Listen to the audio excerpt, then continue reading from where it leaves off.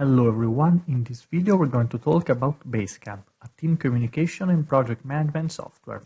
As you can see, the official website can be accessed by simply writing Basecamp in your preferred browser. However, remember that a second application called Garmin Basecamp exists.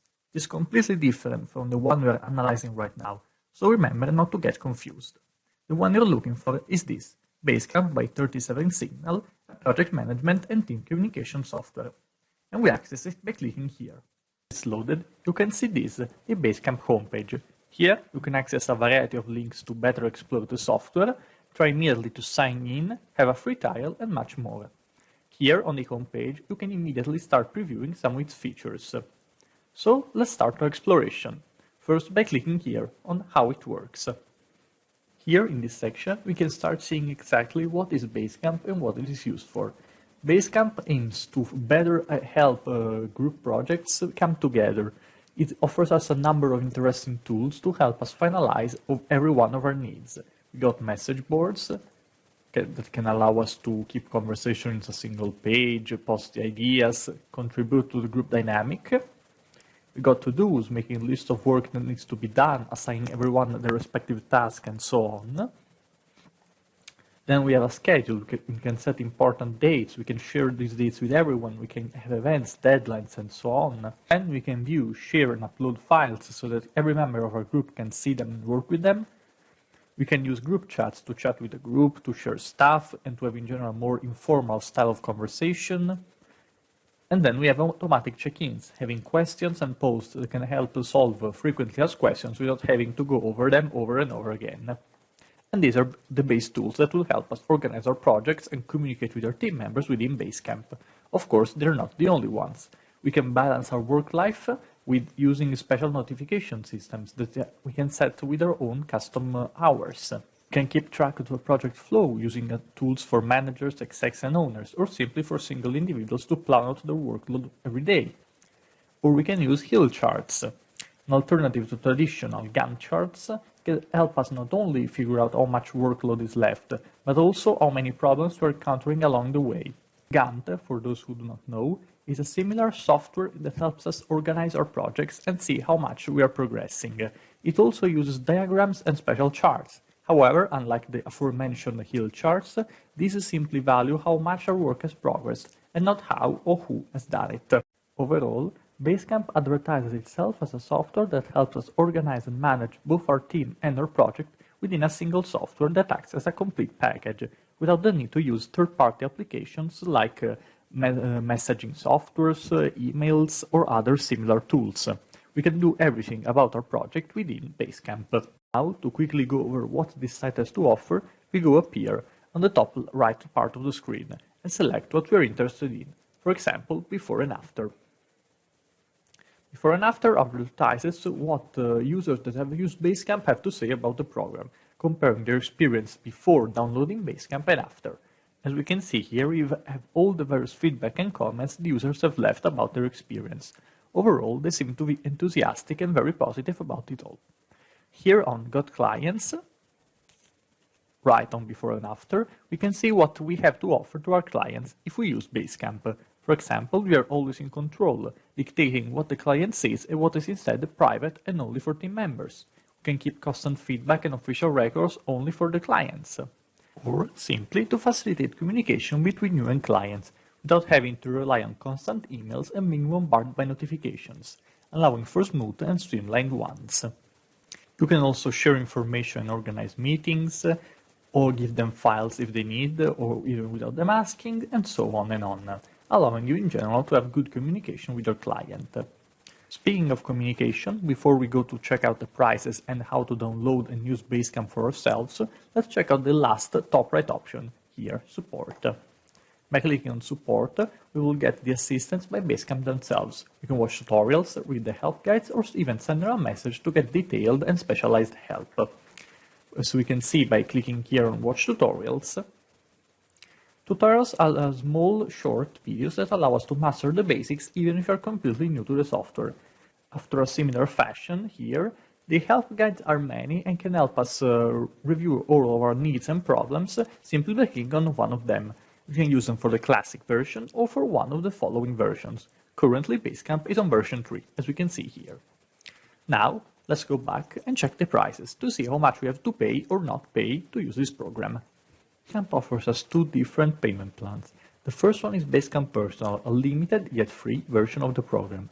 We can have 3 projects, 20 users, and 1 GB of storage space. Of course, there are restrictions, as we can see down here. The other, which unlocks every possible feature, is Basecamp Business, meant to be $99 every month. While it does seem a rather high price, we must remember that Basecamp was meant to be used by companies or large teams, making the price curve a lot less steep. Of course, smaller teams can use Basecamp Personal. In addition, we have a 30-day trial, completely free, which allows us to use all the possible features of the premium version. And we will click here in order to showcase all of the possible uses of Basecamp. We'll be redirected to a page asking for our name and our email, that we will input right now. Of course, if we run into trouble at any step of the way, we can click simply here on We Can Help.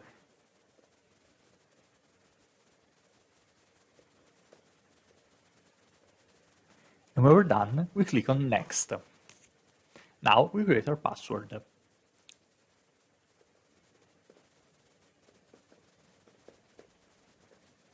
And once we're done, we click on Create My New Account. This will allow us to create our personal account to use Basecamp. Now that we have set up the account, Basecamp will ask us a few questions in order to better guide us to create our projects. First, our company name, and if we want, our job title. Remember, of course, that lines with the word optional can be skipped safely if you don't want to input information. And we click on Next. Then they will ask us what kind of team is our company made out of. This one is an important step because depending on how many we check, it will open a different number of windows within our starting program. To better showcase how they work, I will click on every one of them. And then click on Next. They will ask us if we got any projects going on right now. This one will help determine which kind of project it's better to pursue. In our case, let's check on redesigning our website. And clicking on Next. If we want, we can input the name. I will input simply. And click on Next. Finally, if we want to invite immediately someone to join our group, we input, just like we did with ourselves, our coworker name and their email. And when we're done, we'll click All Done to begin working. The first thing we see when we open Basecamp is this tutorial video. We can either play it or simply skip it. For the sake of the tutorial, I will click on it and click on Play the video. This will open the video and it will start playing, detailing us the basic features we explored so far. And once we're done with the video, just like me in this case, we click here to close it and begin our experience. Here it asks us to get started, and we can click on OK, let's do this. And here we have Basecamp homepage. Please note, Basecamp is a browser software, meaning we can use it directly from our browser without the need to download a launcher. However, if we want to download it on our computer or on our phone, we can click here on the top left on the Basecamp icon. This will open a window that will allow us to download it on our devices, either on our desktop for Windows systems, or on the mobile store for the Android or iPhone models. Now, let's see what Basecamp can offer. Here, in all these windows, we have all possible themes, as we clicked on them before during the account setup phase. Here we, for example, have finance, R&D, sale, etc. Similarly, down below, we have the projects tab. Here we have all our projects organized. Of course, to add a new theme or begin a new project, we click here on this plus sign with the writing new. Here we can name our team or down below our project, and then we can save them or cancel our choice. For example, I will call this Team A and see what happens. I will save it, and it appears here below all the other choices. Similarly, if I do this with projects and name it Project A, for example, the results will probably be the same. And so they are. Now, if you try and click on any of these windows, for example R&D here, it will show us all the same tools that we saw before. The message boards, the to-dos, the documents and files, and so on. If you click on one of these, for example message boards, we can type a title, for example a simple hello, and write a message, and we'll title it New Message. Then we can save it as a draft or post it directly. If I post it, our message, new message, will appear here in the general message board. Other users can comment or start a discussion. If we go back to our R&D page, we can, for example, export the to-dos list and write all the possible lists and attach the information. And we can share here our documents and files. Here we can schedule our dates. For example, set this on May the 6th, or set up a completely new event, where we can here write all the possible details and information necessary, and so on, exploring every one of these possible tools. Now, another very important feature, of course, is the possibility to invite other people to our group.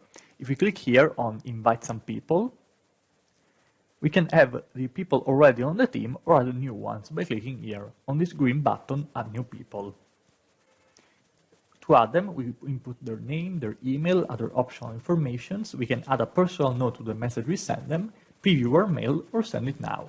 And here we can see all the people that are already on our team here.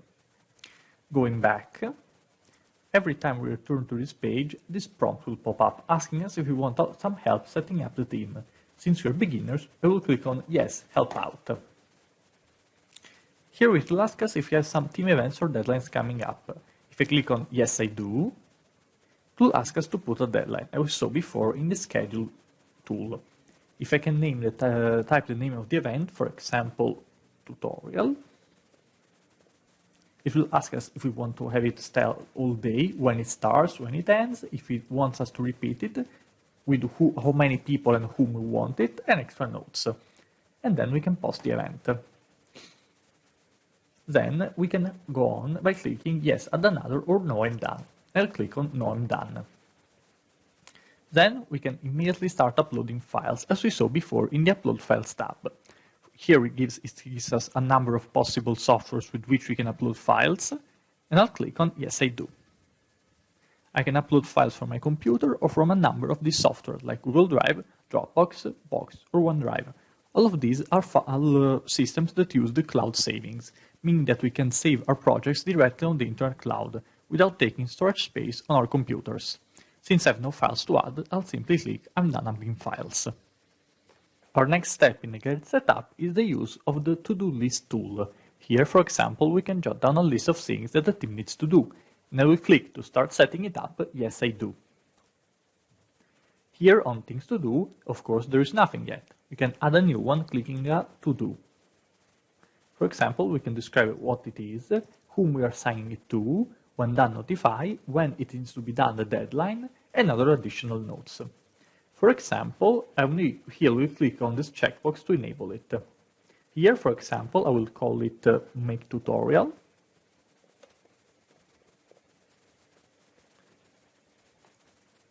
And then click here on Add this to do. And here we can check it to assign to someone and so and so. Then when we're done, we can click on I'm done adding to-dos.